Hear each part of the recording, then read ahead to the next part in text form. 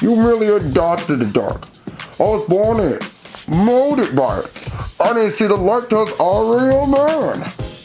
Today, on this episode of Movie Breakdowns, I, Bane, will review none other than The Dark Knight Rises. Because it's going to be a splendid review. I know I use the word splendid, but I'm going to say it today on Movie Breakdown.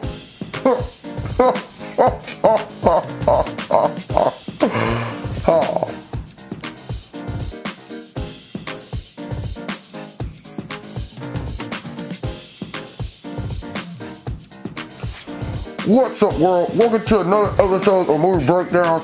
I'm your host, Bane, also known as Zakka. And I'm taking the mask off right now. Alright guys, so on today's episode of Movie Breakdowns, I'm going to review The Dark Knight Rises. But before I jump into that, I gotta tell you guys what is Movie Breakdowns. It's a movie review series where we look at new and old movies, give them a grade, A through F, plus and minuses do count, and sometimes I have a guess and sometimes I don't. But if there's a review you want me to review before I jump into the actual review, let me know. Please put in the comment section below and I'll try to get to it as soon as possible or as best I can. Now, on with the review. So The Dark Knight Rises. This is probably one of my favorite movies of all time. Probably because of the villain more than anything. Like, let's be honest here. We have Batman, who's like on a hiatus. He's been like gone for a couple of years. If you've seen The Dark Knight and, well, I guess The Dark Knight really. You don't need to see Batman Begins because that movie to me is not that great of a movie.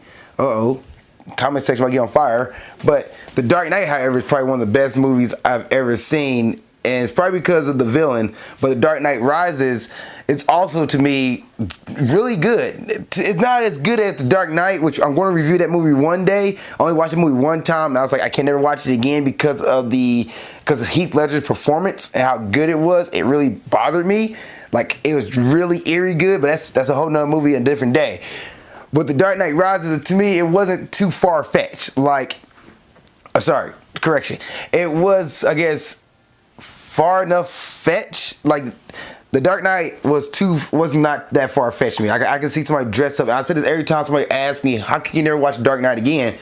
But I say it's one of the best movies I've ever seen because I can see somebody literally dressing up as a clown and being psychotic like the Joker was, how Heath Ledger was. Because the Joker in that movie wasn't that like fictional.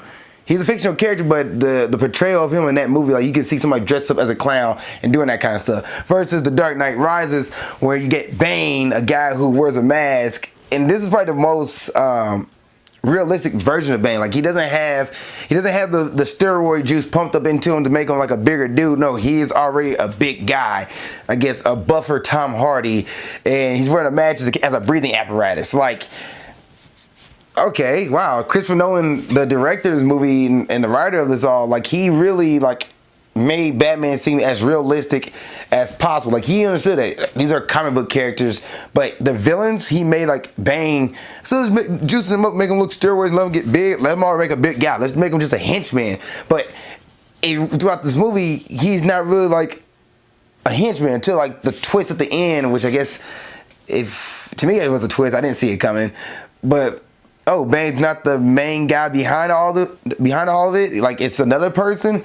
It's Talia al Ghul. Like, she's the one in charge of all this, not Bane. Which, you have a strong female villain at the end of it. Like, well, I wouldn't say she's strong as far as like a strong character, not like strength-wise, but leave a presence on the screen.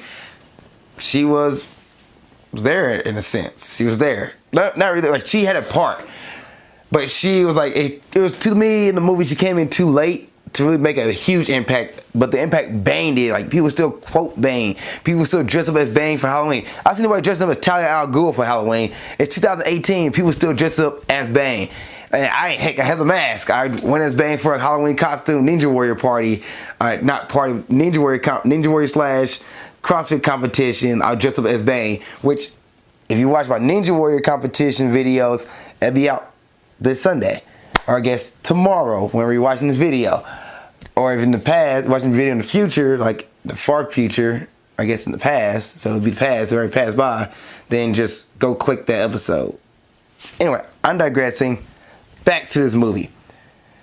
Bane was one of my favorite villains in like movie lore. Like I love the character Tom Hardy portrayed. I love the way he looked aesthetically. He was a strong character. Like he just had a breathing apparatus, and he like pretty much fought Batman and did the whole iconic breaking of the bat that's in the comic books. Like Batman is broken with a broken bat, and then somehow he gets his back fixed, and then somehow escaped the pit that he was tossed into. And you're like, what happened?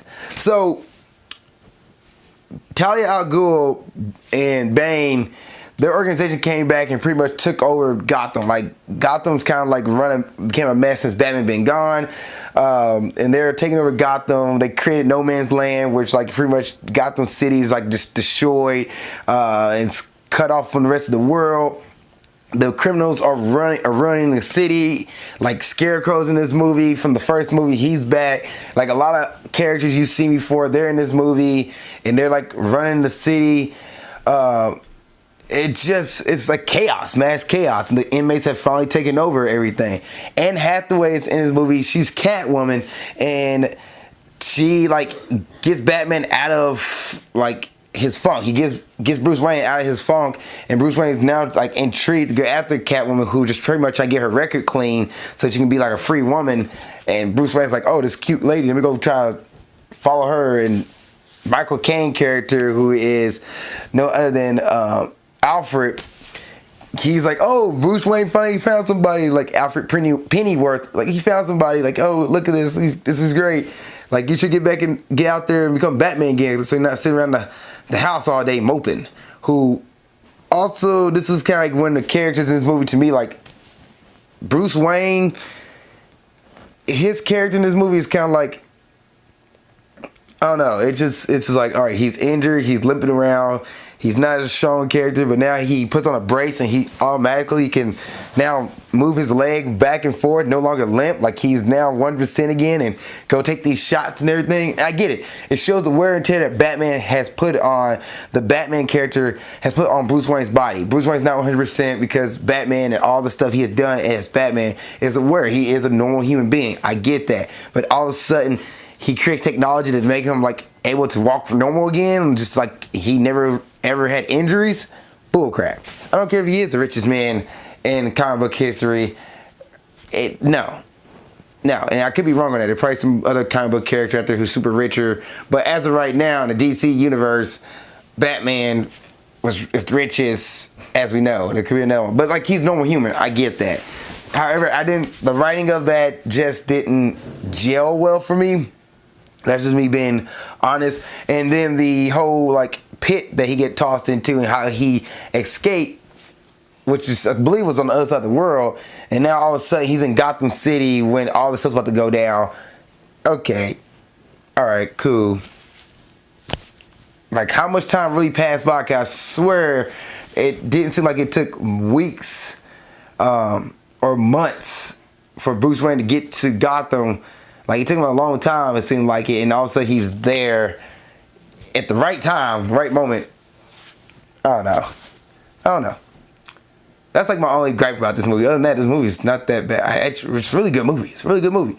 I enjoyed it from beginning to end, from the whole thing about Harvey Dent to the fight scene where Bane and Batman are fighting each other underneath the ground, underneath the bat layer, and then or bat cave, and then they're fighting each other in like in the snow in the city. I guess town hall where they're fighting at. And then the twist, and then finally at the end where not that Batman actually survives or not. You're like, oh, did he survive? Did he not? Or Christopher Nolan's twist on it, kind of like Inception, kind of leave you hanging. But then it leaves you a little bit like on a cliffhanger, but not really. You know he survived, but I don't know. Joseph Gordon-Levitt's in this movie. He is a guy who believes that Batman's still around. He's a police officer, and he's just kind of like trying to keep the city safe and clean, and trying to bring back Batman to save the city again. And at the end of the movie, they try to call him Robin, and gave him, his character John Blake, gave him like the assets of Batcave, and kind of leave him on a cliffhanger there. Like maybe he's the new Batman, maybe he's the new Robin, maybe like I don't know. I wish we got the next installment of the Christopher Nolan version of the Dark Knight series, of the Batman series, instead of Martha, why'd you say that name? Like, I didn't need to see this. I didn't need to see Batman vs. Superman. I didn't need to see a whole nother rehash of the Batman story. We know the Batman story. We just had 3 solid movies of it. DCU, you didn't have to try to make your little twist on it. Just leave the Dark Knight series alone and just said Batman was still alive after the explosion. Simple, easy, simple. But no, you decided to create a whole nother movie and redo the story that we didn't need to retold. We know Batman's story. The Christopher Nolan did it so well, we didn't need to get in. We didn't need it again. We're set for Batman for life. If you don't know Batman's story, just go watch the Dark Knight trilogy and you're good. Okay? Get it? Got it? Good. Alright, so let's go and talk about some characters in here. Now, Christian Bale as Batman. To me, he was a good Batman. I didn't mind him. His voice at certain times was kind of like, it's funny to listen to, but I don't know. I was like, okay, like, why is he talking like that? Trying to like deepen his voice. I don't remember. I need to go back and watch the other Batmans. Did Michael Keaton do the same thing? I don't remember. I don't think George Clooney tried. If he did, Batman Forever. That's a horrible one. That's a funny one to watch. That was not a great movie at all. Ben Affleck. I think Ben Affleck tried to darken his voice. It didn't sound like he darkened his voice. I don't know. But Christian Bale, the voice thing, the only thing that bothered me about Christian Bale, other than that, I thought he was a perfect Bruce Wayne. To me, he did everything right. Like, I had no complaints. Anne Hathaway as Selena Kyle / Catwoman. No complaints. Like the rest of the cast, I have no complaints about any of the cast. Gary Oldman as Commissioner Gordon, Joseph Gordon-Levitt as John Blake, who could be the potential Robin in the series, and they decided to continue it. Tom Hardy as Bane, who literally is one of my favorite movie villains of all time, so I had no problem with him. Marion Cotillard. I probably said that really Americanized. I'm sorry, Americanized. That ain't no way to say, ain't no word. But she is Talia al Ghul. She did great in this movie. Like, everybody in this movie was great. I did not have a problem with the cast. Like, it was phenomenal. I enjoyed this movie a lot. Okay, it is a Friday night movie. Yeah, get together with your friends and family and sit down and watch this movie. Think you enjoy it. Now, grading time. I'm gonna give The Dark Knight Rises a solid A-. I'm gonna give this movie an A-. Besides the storyline parts that really okay, he just automatically fixes it. That's like things that I had issues with personally, or how he ended up in Gotham after being trapped in the pit forever. Like, those are things that I personally had issues with. I think nobody else really had a problem with that. Like, they probably just blew over okay, we're along for the ride. So other than that, the villains in this movie made sense. The villains, you fell behind the story, you understood them. Everything in this movie was so well done. Besides those parts where Batman somehow was able to fix himself and and how he was able to escape the pit and get on out. How did he get there so quick? So besides that, I don't think this movie had that many flaws in it. It's not a bad movie. You can watch it over and over again. It's really good. It's really good.